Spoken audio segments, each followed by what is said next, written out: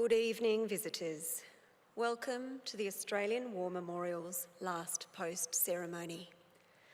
My name is Jenny Halpin, and joining us tonight from the Royal Australian Air Force is Pilot Officer Lauren No-Rider. This evening, we commemorate the 107th anniversary of the start of the Third Battle of Ypres. After mid-1917, following mutinies in the overstrained French army, British forces assumed an even greater role in the war on the Western Front. Attacking from Ypres in Belgium, the British Commander-in-Chief, Field Marshal Sir Douglas Haig, sought to break out of the so-called Ypres salient and reclaim the Belgian coastline from the German army. Following the success at Messines in June, which removed Germans from the British southern flank, the offensive began in earnest on the 31st of July, 1917. Australian forces were brought into the offensive on the 20th of September, where they took part in an attack along Menin Road. Attacking on a narrow front supported by immense amounts of firepower, the battle was a great success. Further successful advances followed at Polygon Wood on the 26th of September and at Broodseinde on the 4th of October. The fighting went on in appalling weather and with crippling losses, the Australians taking part in unsuccessful attacks at Polkapel and on the 9th of October at Passchendaele on the 12th of October. In just over a week, there were almost 11,000 Australian casualties. Finally, with the British Army stuck in the low-lying muddy fields churned up by months of artillery fire, the bloody offensive came to an untidy end in November. Many would afterwards refer to this offensive, actually a series of battles, by the name of the village that had become the last objective, Passchendaele. All 5 Australian divisions took part in the Third Battle of Ypres. In 8 weeks of fighting, they had incurred over 38,000 casualties. No breakthrough was achieved. The costly offensives, ending with the capture of Passchendaele village after the Australians had been relieved by the Canadian Corps, widened the Ypres salient by a few kilometres. Official historian Charles Bean later reflected on the carnage, writing, "I have often thought that many a youngster, when he was hit out there on the Passchendaele heights, and he knew that the end had come, might have thought to himself, well, at least they'll remember me in Australia." Today, we remember the Third Battle of Ypres. We pay our respects to the men and women commemorated here on the Roll of Honour and to the survivors who returned home. This evening, we warmly welcome Mr. Gavin Hicks, Deputy President of the Returned and Services League of Australia, ACT branch, the visiting United States and Australian delegation from L3 Harris Technology, and members of the Australian Defence Force men's and women's hockey teams. We welcome the veterans who have served, those that are still serving, and the families that love and support them. The live stream of this ceremony is made possible by the Returned and Services League of Australia and the RSL and Services Clubs Association. We welcome members who are watching the broadcast of this ceremony across Australia. During this evening's ceremony, wreaths will be laid at the base of the pool of reflection by visitors to the memorial. Now, if you are able, could I please invite you to stand and join in singing the National Anthem.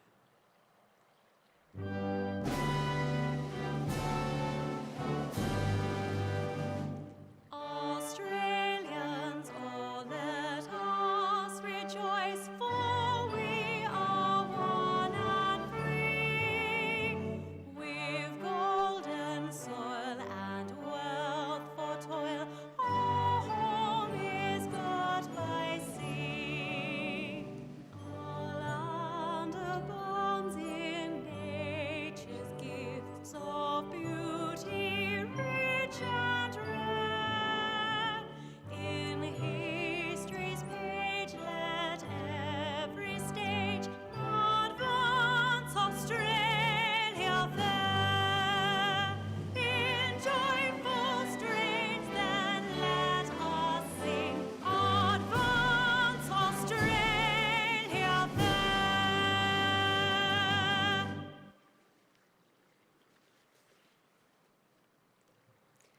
The Australian War Memorial was the vision of Charles Bean, Australia's First World War official historian.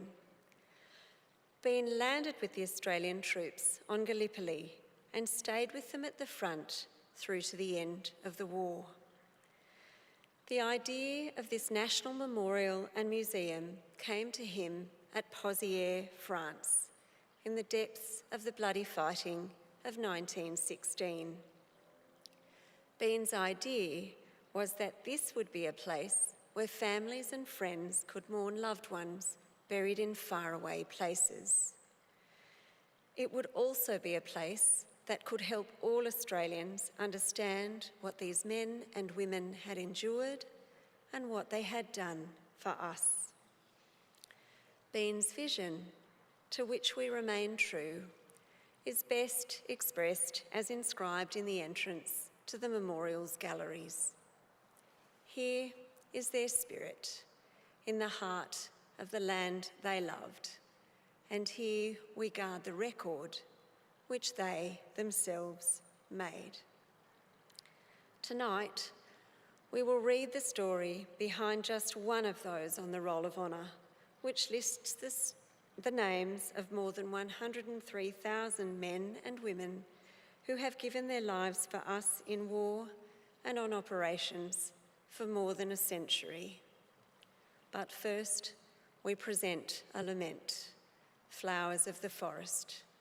Wreaths or floral tributes will now be laid at the base of the pool of reflection.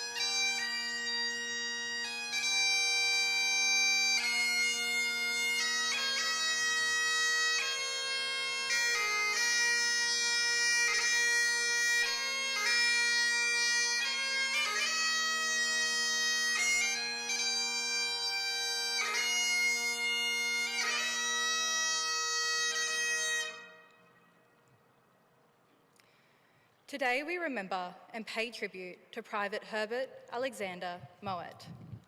Herbert Mouat was born on the 27th of August 1888 in Canberra, Victoria, one of 4 children born to Thomas and Hannah Mouat. Known as Bert, he grew up in the suburbs of Melbourne and received his education at Essendon State School, where he was a member of the school cadets. Having finished his schooling, he moved to Gippsland, settling in the small town of Pawong, where he worked as a labourer and became captain of the town's football team. His first child, Ivan, was born in 1910 to Robina Kerr. Robina and Bert married the following year and had a daughter named Joyce in 1913, and another son, Archibald, in 1915. Shortly after the birth of his third child, Bert Mouat enlisted in the Australian Imperial Force. He joined on the 27th of August 1915 and was allocated to the 14th Reinforcements of the 6th Battalion with the rank of private. After a short period of training in Australia, he embarked for active service from Melbourne on the 28th of January 1916 on board the troop ship Themistocles. His fourth child, Herbert Verdon, was born while Private Mouat was en route to France. Private Mouat disembarked in Egypt in late February. He soon became ill and was sent to hospital in Cairo. He rejoined his unit in March and was transferred to the newly formed 57th Battalion a month later. He embarked for the Western Front, but was transferred back to his old unit, the 6th Battalion, in late July. He took part in his first major battle of the war near the French village of Pozières, just days after his arrival at the front. Allies made 19 separate attacks there over 42 days in an attempt to capture the village and the high ground at a cost of more than 23,000 casualties. Ralph Donaldson, a signaller who was also in the fighting at Pozières, recalled the horror of the battle in a letter home to his brother, saying, "Fritz had been shelling us all night. 4 of our officers had been killed and others had been wounded. The day after our last scrap up there, when our division took the ridge beyond Pozières, a fellow came to me, crying like a little child. And if there was ever such a thing as heartbreak, I saw it then. This man, for 3 days and 3 nights, had been fighting in the trenches. After, he with some others volunteered to do stretcher bearing, and when he came to me, he had been going all day from early morning, carrying in the wounded under heavy shell fire. He had worked till he could work no longer, and it was breaking his heart to know there was still more to be brought in, and he could not do it." Mouat's unit was sent to a quieter section of the front in Belgium, where they spent time manning the trenches and training behind the lines. Mouat became ill again and was sent to hospital to recover. He rejoined the 6th Battalion in November when they returned to France, just in time to spend a bitterly cold winter in the trenches. Like many others, Mouat contracted diphtheria in February 1917. He was evacuated to England until late September, when he rejoined his unit on the Ypres salient in Belgium. By October 1917, he was thrust back into fighting under horrendous, muddy conditions, assailed by gas and shells. On the 28th of October, the 6th Battalion was attacking enemy positions in Passchendaele when Mouat was hit by gunfire. The bullet penetrated his spine, paralysing him instantly. He was sent to hospital behind the lines for treatment and then evacuated to England. Medical staff there were unable to do anything to improve his condition, and his wife was told that he would be unable to return to Australia. He remained in hospital for almost a year when he died on the 28th of September 1918. Bert Mouat was buried at Brookwood Military Cemetery in Surrey, where he lies today beneath the simple inscription, "Forever with the Lord." He was 30 years old. His name is listed on the Roll of Honour on my right, among almost 62,000 Australians who died while serving in the First World War. His photograph is displayed today by the Pool of Reflection. This is but one of the many stories of service and sacrifice told here at the Australian War Memorial. We now remember Private Herbert Alexander Mouat, who gave his life for us, for our freedoms, and in hope of a better world.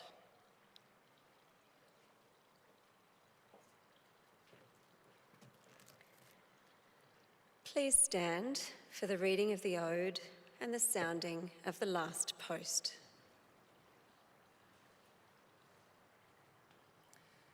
They shall grow not old, as we that are left grow old. Age shall not weary them, nor the years condemn. At the going down of the sun, and in the morning, we will remember them. We will remember them.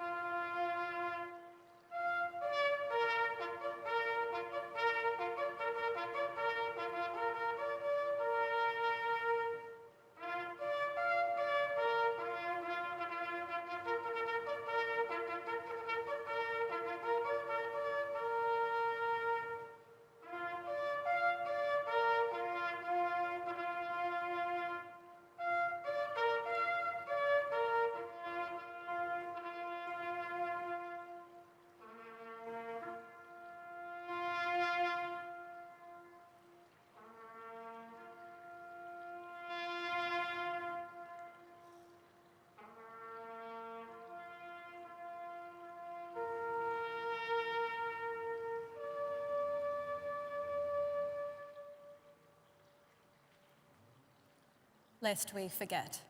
Lest we forget.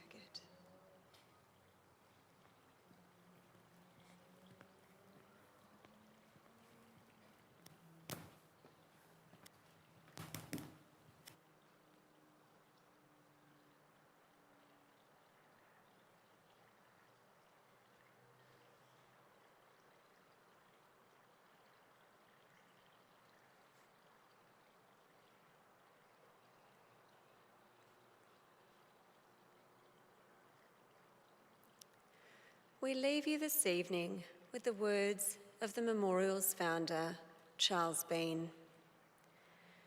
Many a man lying out there at Pozières or in the low scrub at Gallipoli, with his poor, tired senses barely working through the fever of his brain, has thought in his last moments, well, it's over.